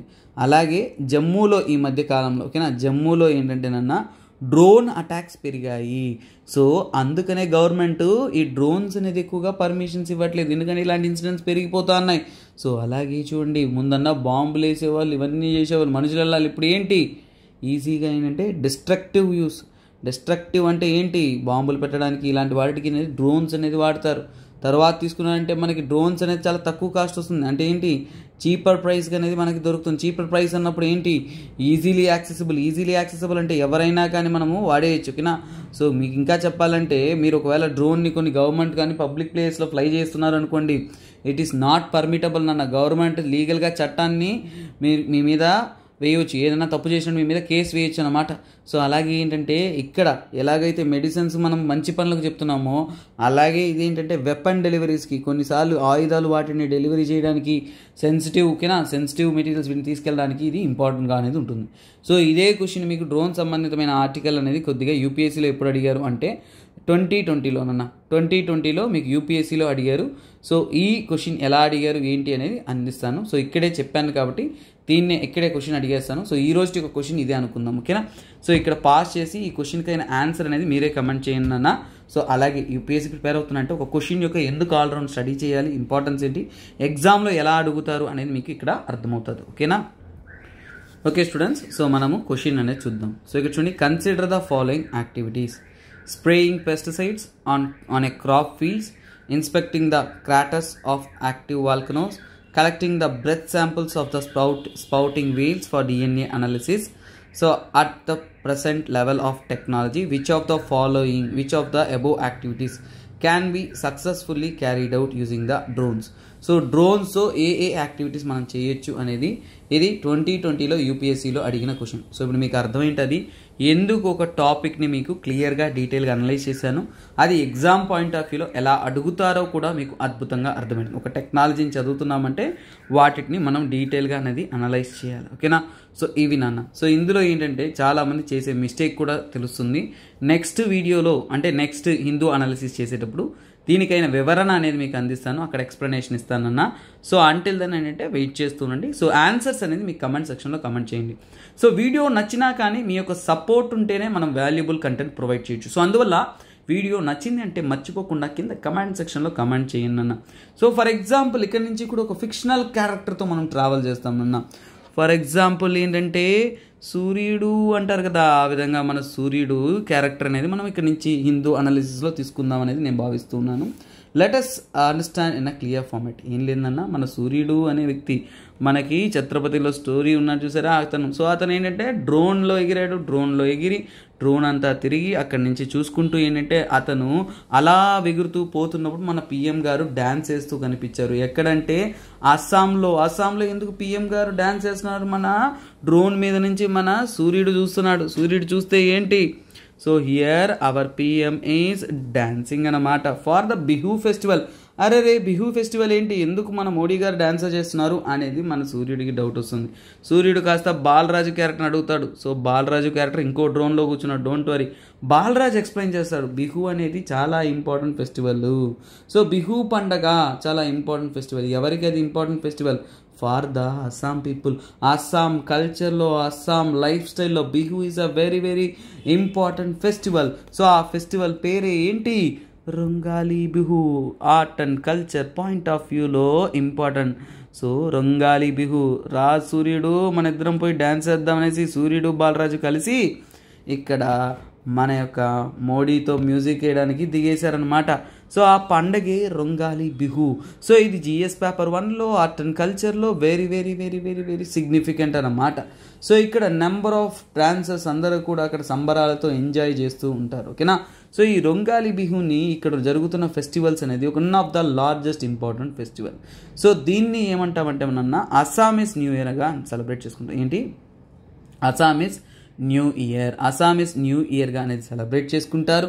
అలాగే స్ప్రింగ్ సీజన్. సో అద్భుతమైన స్ప్రింగ్ సీజన్ వస్తుంది కాబట్టి వాటిని వెల్కమ్ చేస్తూ చెట్లన్నీ కూడా పూతలతో అద్భుతాల రంగులతో అద్భుతంగా ఉంటుంది. వాటిని వెల్కమ్ చేస్తూ సెలబ్రేట్ చేస్తున్న ఇక్కడ చూడొచ్చు మన మోడీ గారు కూడా సంబరాలతో హ్యాపీగా ఎంత అద్భుతంగా అనేది డ్యాన్స్ చేస్తున్నారు అనేది. సో అలా సెలబ్రేట్ చేస్తున్న రొంగాలి బిహు. దీన్ని యాక్చువల్గా ఏంటంటే బోహగ్ బిహు అని కూడా అంటారు. ఏమంటారు? బోహగ్ బిహు అని కూడా అంటారు. అలాంటి పండగలో భాగస్వామ్యం అనేది చేసుకున్నారు. సరే, మన బాలరాజుని మళ్ళీ సూర్యుడు అడుగుతాడు. బాలరాజు ఇంకా ఏముంది ఒక ఫెస్టివల్లో స్పెషల్? రొంగాలి ఉందే, దాంట్లో రొంగాలి అనే పేరు ఎందుకు ఇచ్చారు? రొంగాలి అనే పేరు ఎందుకు ఇచ్చారంటే ఆ రొంగాలి రంగ్. ఓకేనా. రంగు ఏదో ఒకటి, దానికి మీనింగ్ ఏంటి తెలుసా బాలరాజు? హ్యాపీనెస్, సంతోషం అన్నమాట. సో రంగ్ అనే దానికి హ్యాపీనెస్, సెలబ్రేషన్స్, పండగ. కొత్త న్యూ ఇయర్ వస్తుంది కాబట్టి మనం సెలబ్రేషన్ చేసుకుందాం, పండగ చేసుకుందాం అనేది చెప్తున్నారు. అలాగే ఇది అస్సాం పీపుల్ యొక్క, అస్సాం ప్రజలు ఎవరైతే ఉన్నారో అస్సాం యొక్క కల్చర్ని తెలుపుతుంది. ఎలాగైతే మన కల్చర్ని సంక్రాంతి తెలుపుతుందో ఆ విధంగా వాళ్ళ యొక్క కల్చర్ని ఉగాది, సంక్రాంతి అంతా కూడా మన యొక్క కల్చర్ని తెలుపుతుంది, తెలుగువారి కల్చర్ని తెలుపుతుంది. అదేవిధంగా వారి యొక్క కల్చర్ని, ట్రెడిషన్ని అన్నిటినీ తెలుపుతుంది. ఈ సమయంలో ఈ పండగ సెలబ్రేట్ చేసుకున్నారు కదా, ఈ ఫెస్టివల్ సెలబ్రేట్ చేసుకున్నప్పుడు వారందరి యొక్క డ్రెస్సింగ్ ప్యాటర్న్ కూడా భలే ఉంది. వావ్, సూపర్ ఉంది బాలరాజు. దాని గురించి ఏంటి, ఆ స్పెషల్ ఏంటి అని మన సూర్యుడు అడిగితే చెప్తాను. ఏంటంటేనన్నా వాళ్ళు ధరించిన దుస్తులన్నీ కూడా ముగా సిల్క్తో, ఏంటది ముగా వెరైటీ, ఓకేనా, ముగా సిల్క్తో తయారీ చేస్తారు, లేదంటే కాటన్తో తయారీ చేసి ఉంటారు. కాటన్ కానీ ముగా సిల్క్తో తయారీ చేసిన దుస్తులు చేసి యాక్చువల్గా లేడీస్ వియర్ చేసుకుంటారు. లేడీస్ అనేది 2 పీస్ అటైర్స్లో అనేది వారు డ్రెస్ చేసి అద్భుతమైన ఫ్యాషనబుల్గా అనేది ఉంటారనేది చెబుతున్నారు. సో అలాగే ఏంటంటే ఫర్ ఎగ్జాంపుల్ అంటే అక్కడ వారు ఆ సమయంలో ఏంటంటే వారి యొక్క మర్యాదను తెలుపుతున్నట్టు ఏంటంటే గమాచో, గుర్తుపెట్టుకోండి, గమాచో అనేది ఏంటంటే ఇది ఒక ట్రెడిషనల్, ఓకేనా, ట్రెడిషనల్ పద్ధతిలో మనము ఎవరినైనా గౌరవిస్తున్నప్పుడు ఏంటంటే పెద్ద షాల్వా కప్పుతాం కదా, ఆ విధంగా ట్రెడిషనల్ అస్సామీస్ టవల్ అనమాట. ట్రెడిషనల్ అస్సామీస్ టవల్, దాని పేరు అంటే గమాచో. సో ఇది ఏంటంటే ఫర్ ఎగ్జాంపుల్ ఏంటంటే దీన్ని మర్యాదను చూపిస్తున్నటువంటి విధంగా, మన యొక్క అఫెక్షన్ని, మన యొక్క ప్రేమను, మన యొక్క గౌరవాన్ని తెలుపుతున్నటువంటి విధంగా, రెస్పెక్ట్ చేస్తున్నట్టు విధంగా. మనం ఎలాగైతే కొన్ని ఇంపార్టెంట్ జరుగుతున్నప్పుడు అంటే ఏవైనా కానీ ఒక మీటింగ్స్ ఇవన్నీ జరుగుతున్నప్పుడు షాల్వా కప్పుతారు కదా, ఆ విధంగా అనేది చేస్తారు.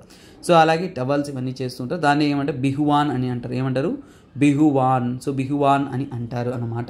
సో ఇది ఇక్కడున్న ఫెస్టివల్. సో అలాగే ఇది ఒక సెక్యులర్ ఫెస్టివల్ అంటే కుల మత భేదాలు లేకుండా అందరూ ఒకటే కొత్త సంవత్సరం, నూతన సంవత్సరాన్ని అద్భుతంగానే సెలబ్రేట్ చేసుకున్నాను. తగ్గేదే లేదని మన బాలరాజు కూడా పోయి ఎగిరేసి 4 గెంతులు వేసి తీన్మారేసి వస్తాడన్నమాట. సో ఇలాగే ఏంటంటే బిహు అనే పండుగ అనేది ఒకటి మనకి ఏప్రిల్ నెలలో వస్తుంది, ఓకేనా. ఏప్రిల్ నెలలో వస్తుంది కాబట్టి దాని ఏంటంటే ఫస్ట్ బిహు అంటారు. ఈ ఫస్ట్ బిహు అనేది మొట్టమొదటిసారిగా సంవత్సరంలో ఫస్ట్ బిహుగా, అదే రొంగాలి బిహుగా, అద్భుతమైన పండుగగా అనేది స్టార్ట్ అవుతుంది. సో బిహు అంటేనే పలు పండుగలు ఇలాంటి పండుగలు ఎన్నో జరుగుతుంది. సో కాల్డ్ మనం చూస్తున్న ఇక్కడ, ఓకేనా. సో కాల్డ్ మన యొక్క అస్సాం ప్రాంతంలో. సో చాలా వరకు ఫస్ట్ ఇంపార్టెంట్ ఏంటంటే వాళ్ళ సంవత్సరంలో మన వెస్టర్న్ అంటే ఇంగ్లీష్ క్యాలెండర్ కాదు, వాళ్ళ క్యాలెండర్లో ఫస్ట్ బిహు అంటే ప్రారంభం అన్నమాట. తర్వాత ఏంటంటే సెకండ్ బిహు, వాళ్ళ క్యాలెండర్లో సెకండ్ బిహు వస్తుంది. ఈ సెకండ్ బిహు మన క్యాలెండర్లో తీసుకున్నారంటే దాన్ని కట్ బిహు అంటారు. ఏమంటే కాటి బిహు అంటారు, లేదంటే దాన్ని కొంగాలి బిహు అంటారు. ఏంటది? కొంగాలి బిహు అంటారు. సో ఈ కొంగాలి బిహు అనేది ఏంటంటే మన ఇంగ్లీష్ క్యాలెండర్ ప్రకారం తీసుకున్నారంటే around the month of October ఆ మంత్లో వస్తుందన్నమాట. తర్వాత వాళ్ళ యొక్క డేట్ ప్రకారం లాస్ట్ బిహు అంటే దాన్నే మాఘ్ బిహు అంటారు. ఏమంటారు? మాఘ్ బిహు అంటారు. మన క్యాలెండర్లో ఎప్పుడు వస్తుందంటే ఇది జనవరి నెలలో వస్తుంది. కాకపోతే వారికి ఏంటంటే ఆ సంవత్సరంలో వారి యొక్క క్యాలెండర్ ప్రకారం 3 బిహువులు. మొదటి బిహు రొంగాలి, కాటి బిహు 2, మాఘ్ బిహు 3. ఇది నాన్న ఈ యొక్క రొంగాలి బిహు. దాని గురించి అద్భుతమైన కంటెంట్ నేను చెప్తున్నా కదా, కొన్ని క్లాసెస్ అనేది అద్భుతంగా కంటెంట్ క్లియర్గా సూపర్గా ఉంటుంది. But we need to experience it. So మన బాలరాజు బాగా పండగ సెలబ్రేట్ చేసుకుని బిందాస్గా ఎంజాయ్ చేసిన తర్వాత మన బాలరాజు ఏం వెళ్తారంటే అలా అలా అలా వెళుతుంటే సో అక్కడి నుంచి హిమాలయాల పైన నుంచి ఒక శాటిలైట్ వెళ్తుంది. శాటిలైట్ ఏం చేస్తుంది? హిమాలయాస్ అన్నిటిని కూడా మ్యాపింగ్ చేస్తుంది. హిమాలయాస్ అన్నిటిని కూడా పిక్చర్ పర్ఫెక్ట్ అన్నట్టు ఫొటోస్ తీస్తుంది. సరే, ఈ నిసార్ మిషన్ ఏంటి? శాటిలైట్స్ పంపిస్తున్నారు, ఏదేదో చేస్తున్నారు ఏంటి అనేది మనకి బాలరాజుకి డౌట్ వస్తుంది. సో అదే మన యొక్క నిసార్ మిషన్. సో ఈ నిసార్ మిషన్ గురించి మనం తెలుసుకుందాం అనమాట. సో ఇప్పుడు మన బాలరాజుకి నిసార్ మిషన్స్ గురించి తెలియాలి. ఈ నిసార్ అనేది ఏంటో తెలియాలి. సో బాలరాజు పాప గూగుల్ చేస్తాడు. సో నిసార్ మిషన్ గురించి తెలుసుకుంటాడు. ఎందుకంటే తనకు తెలిసిందేంటి? ఇది science and technology related article. So అందువల్లనే నిసార్ గురించి తెలుసుకుంటాం. సో మనం సింపుల్గా చూస్తాం. ఫస్ట్ ఆఫ్ ఆల్ నిసార్ ఏంటది? నిసార్ అనేది ఏంటి? ఇది మొట్టమొదటి ఫస్ట్ రేడార్ మిషన్ నన్న. ముఖ్యంగా ఏంటంటే సిస్టమేటికల్ మ్యాపింగ్. సో ఏంటది? సిస్టమేటికల్లీ ఏంటంటే మ్యాప్ చేయడానికి దేన్ని? ఎర్త్ అన్నమాట. కాకపోతే ఇక్కడ తెలిసిన నిజం ఏంటంటే నిసర్ అనేది రేడార్ మీద ఆపరేట్ అవుతుంది. మన బాలరాజుకి ఏంటి? రేడార్ మీద ఆపరేట్ అవుతుంది. ఏ రేడారు? సో చూడండి, L band. So L band ఫ్రీక్వెన్సీస్లోను రేడార్ అనేది ఎల్ బ్యాండ్ మరియు ఎస్ బ్యాండ్. ఎల్ బ్యాండ్ మరియు ఎస్ బ్యాండ్ ఫ్రీక్వెన్సీస్లో అనేది యాక్ట్ అవుతుంది మన యొక్క సోకార్ నిసాల్ శాటిలైట్స్ అన్నమాట. తర్వాత తీసుకుంటున్నారంటే మన భూభాగాన్ని, భూమి యొక్క ప్లానెట్ని ప్లానెట్ సర్ఫేస్ని ఇంచు అంటామా కదా, ఆ విధంగా ప్లానెట్ సర్ఫేస్ని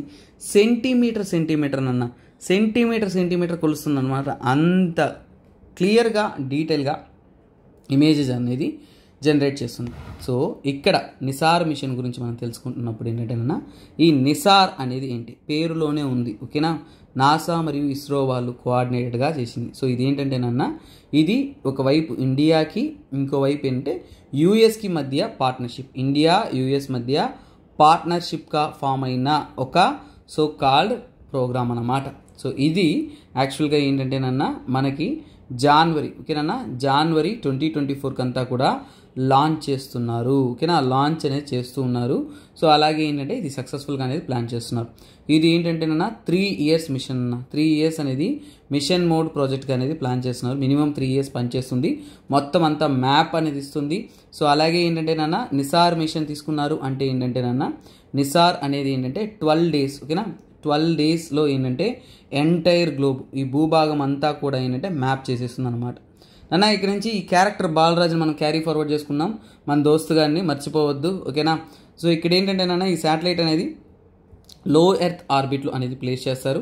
ఈ శాటిలైట్ బరువు సో శాటిలైట్ బరువు వచ్చేసి 2800 కిలోగ్రామ్స్ అనమాట. 2800 కిలోగ్రామ్స్ ఉన్న శాటిలైట్ ఇది. ఇందులో ఏంటంటేనన్నా డిఫరెంట్ వేస్ ఆఫ్ సో ఇక్కడ ఫ్రీక్వెన్సీ కానీ మ్యాపింగ్ కానీ ఇవన్నీ చేస్తూ ఉంటారు. అందులో ఏంటంటేనన్నా నాసా మరియు యూఎస్ మరియు ఇండియా కాబట్టి నాసా నుంచి ఏం సపోర్ట్ ఇస్తారు అంటే నాసా నుంచి ఎల్ బ్యాండ్ రేడార్ కానీ ఎల్ బ్యాండ్ రేడార్ కానీ అలాగే ఏంటంటేనన్నా జీపీఎస్ కానీ సో అలాగే ఏంటంటే డేటా స్టోరేజ్ సో మొత్తం డేటాని స్టోర్ చేయడానికి సో స్టోరింగ్ ద డేటా కోసం డేటా కోసం అద్భుతమైన సో ఒక సాలిడ్ స్టేట్ రికార్డర్ అనేది ఇవన్నీ కూడా నాసా తరపు నుంచి ప్రొవైడ్ చేస్తున్నారు. మరి మన ఇండియా తరపు నుంచి ఇస్రో ఏంటంటే కోఆర్డినేటెడ్ ప్రాజెక్ట్ అంటే ఇద్దరు కలిసి చేస్తున్నారు కదా. ఇస్రో తరపు నుంచి ఏమి ఇస్తున్నారు అంటే ఏంటంటే ఎస్ బ్యాండ్ ఎస్ బ్యాండ్ అనేది ఇస్తున్నారు, ఓకేనా, ఎస్ బ్యాండ్ అనేది ఇస్తున్నారు. తర్వాత ఏంటంటే జిఎస్ఎల్వి లాంచ్ సిస్టమ్, ఓకేనా, వెహికల్ జిఎస్ఎల్వి ఏదైతే ఉంటుందో వాటి ద్వారా మనం లాంచ్ అనేది చేస్తూ ఉన్నాం నాన్న. సో ఇది ఓవరాల్గా ఏంటంటే దీని యొక్క మెయిన్ అండ్ కోర్ ఎలిమెంట్ అన్నమాట. సో తర్వాత తీసుకున్నారు అంటే ఇక్కడ ఎస్ బ్యాండ్ అన్నామే, ఈ ఎస్ బ్యాండ్ అనేది ఏ ఫ్రీక్వెన్సీలో యాక్ట్ అవుతుంది, ఎస్ బ్యాండ్ అనేది 8 to 50 సెంటీమీటర్స్ వేవ్ లెంత్ అనేది ఉంటుంది ఎస్ బ్యాండ్ అనేది. తర్వాత తీసుకున్నారు అంటే సో ఎస్ బ్యాండ్ అనేది ఏంటంటే 2 to 4 GHz ఫ్రీక్వెన్సీలో అనేది వర్క్ అవుతుంటుందన్న. సో ఇది ఓకేనా. సో మన యొక్క రైడార్స్ ఇవన్నీ కూడా సో ఇలా ఏంటంటేనన్న వీటికి ఒక యూనిక్ క్యాపబిలిటీ ఉంది. ఏంటంటేనన్న ఎంత హై రెజల్యూషన్ ఇమేజెస్ అంటే ఏంటంటేనన్న మన యొక్క SAR అని అంటాం, ఓకేనా. సో ఏంటంటేనన్న so synthetic aperture radar. So S band మనం ఏదైతే చూస్తున్నామో ఇదేంటే synthetic aperture radar. So synthetic aperture radar. ఈ సింథటిక్ అపర్చర్ రేడార్ ఏదైతే ఉంటుందో ఈ రేడార్ అనేది ఏమంటే SAR అంటాము. సో ఈ రేడార్ అనేది శాటిలైట్ అనేది ఎంత అద్భుతంగా అంటేనన్నా సుమారుగా క్లౌడ్స్ని కూడా పెనట్రేట్ చేయగలరు. అంటే క్లౌడ్స్ ఉన్నా కానీ క్లౌడ్స్ని పెనట్రేట్ చేసి కూడా క్లియర్ కట్ ఇమేజ్ అనేది అందించగలిగిన యూనిక్ క్యాపబిలిటీ ఉన్నదే ఈ యొక్క రేడార్స్ అన్న. ఇదంతా కూడా ఏంటంటే నెక్స్ట్ రాబోయే కాలంలో disaster management, agriculture, infrastructure, monitoring, climate change ఇలా ఎన్నో విషయాల్లో అద్భుతమైన ఇన్నోవేషన్స్ని కంటెంట్ని ఇవ్వగలిగిన పొటెన్షియాలిటీ ఉందంటున్నారు. సో అందుకనే ఈ కంటెంట్ అనేది అంటే to map Himalayas. To map అంటే ఇప్పుడు జరగట్లా, ఫ్యూచర్లో ఏంటి హిమాలయాస్ని కూడా పిన్ టు పిన్ ఇంచు కూడా ఇంతవరకు కూడా మనం ప్రాపర్ స్టడీ చేయలేదన్న. సో ఫ్యూచర్ టర్మ్స్లో ఇది ఒక అద్భుతమైన స్టడీగా ఉంటుంది అనేది ఆర్టికల్. సో ఇది నాన్న. సో ఇప్పుడే నాకు కొద్దిగా అప్డేట్ వచ్చిందన్న ఏంటంటే సో ఇంకొక ఓకేనా నెక్స్ట్ కంటెంట్కి వచ్చేసి కొన్ని పోస్టర్స్ అనేది ఇస్తా అన్నారు. సో అందువల్ల ఇది నేను 15th రెడీ చేస్తాను. స్టార్ట్ చేసేటప్పుడు 2 కూడా చెప్పేద్దాం అనుకున్నాను. సో ఇప్పుడు ఏంటంటే 15/4/2023. సో ఇక్కడ April 15th అయినా ఆర్టికల్ కంప్లీట్ చేస్తాను. తర్వాత న్యూ పోస్టర్స్ వస్తున్నాయి, అవి వచ్చిన తర్వాత నేను 16th హిందూ అనాలిసిస్ అనేది చేసి మీకు అప్లోడ్ చేస్తాను, ఓకేనన్నా. సో అలాగే మనకి MCQ కూడా ఇందాక ఇచ్చేసాను. సో మీకు కంటెంట్ నచ్చిందంటే మర్చిపోకుండా కమెంట్ చేయండి. అలాగే మన యొక్క అల్టిమేట్ కరెంట్ అఫైర్స్ కోర్స్ కావాలి అనుకున్నా అంటే మీరు వచ్చి ప్రిపేర్ అవ్వచ్చు. ఎందుకంటే రోజు కూడా మనము హిందూ అనాలిసిస్ అనేది ఒక 1 hour క్లాస్లో ప్రిలిమ్స్ అండ్ మెయిన్స్ లెవెల్లో చూస్తున్నాం. ఈ ఆర్టికల్ అనేది కూడా చదవండి. సో ఎందుకంటే నాన్న so this is what important article about the toilets గురించి కూడా, ఓకేనా. సో ఇక్కడ ఒక టర్మ్ ఉంటుంది, ఆ టర్మ్ని మీరు ఖచ్చితంగా గుర్తుపెట్టుకోవాలి. ఆ టర్మ్ చెప్పేస్తాను, సో అది మీరు గుర్తుపెట్టుకోవచ్చు, ఓకేనా. ఇక్కడ చూడండి aspirational toilets. So aspirational toilets అనేది చదవండి, ఓకేనా, very important. So next article కూడా ఒకటి ఉంది. సో ఇదేంటంటే no plans to import milk products related economic news ఉంది. సో ఇలాగో ఎకనామిక్ న్యూస్ మీకు సపరేట్ కవర్ చేస్తారు కాబట్టి అక్కడ మీరు చూడొచ్చు, ఓకేనా. సో దిస్ ఇస్ వాట్ అండి. సో ఇంతటితో ఈ వీడియో అనేది ఎండ్ చేస్తున్నాను. సో మన కోర్సెస్ అవైలబిలిటీ ఏవే ఉన్నాయో మీకు ఆల్రెడీ వివరించాను. మీకు ఇంట్రెస్ట్ ఉందంటే మీరు పర్చేస్ చేసుకోవచ్చు నాన్న. అలాగే ఈ వీడియో మాత్రం మీ ఫ్రెండ్స్తో షేర్ చేస్తూ ఉండండి. ఎందుకంటే హిందూ న్యూస్ అనాలిసిస్ అనేది ఇక్కడి నుంచి కొత్త రూపాన్ని అందుకోబోతుంది. ఎందుకంటే మన ఫిక్షనల్ క్యారెక్టర్ ఎవరు బాలరాజు, మన బాలరాజు వచ్చేసాడన్నా బాలరాజు. సో ఇక్కడి నుంచి ఫన్ ఎలిమెంట్ కూడా యాడ్ చేద్దాం. లేదు సార్ మీరు సీరియస్గా చెప్పేదే బాగుంది సార్, వీళ్ళంతా వద్దు సార్ క్యారెక్టర్స్ అన్నారంటే అది కూడా కమెంట్ చేయండి, అలా కూడా మనం చూస్తాం.